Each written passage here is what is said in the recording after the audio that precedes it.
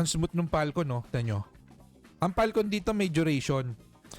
Kasi guys, doon sa mga old Ragnarok, lipad-lipad ng lipad yung Falcon. Posible ba naman yun?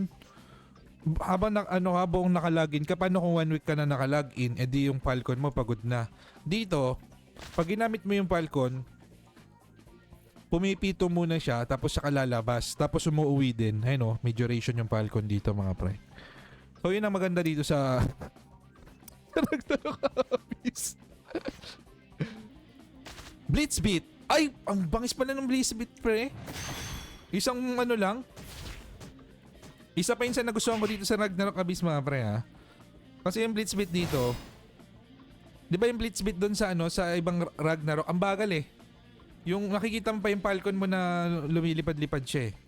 Dito iba, talagang blitz kung blitz. Pakita ko sa inyo, ha. Yeah, Blitzbeat. Nyo? Nakita nyo? Halos hindi nyo na nakitang gumalaw yung ibon kasi sa sobrang bilis niya.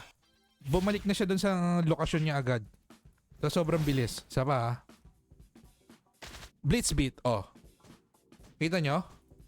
Hindi, nakita nyo parang illusion lang yon pero sa sobrang bilis, naatake niya na yung kalaban.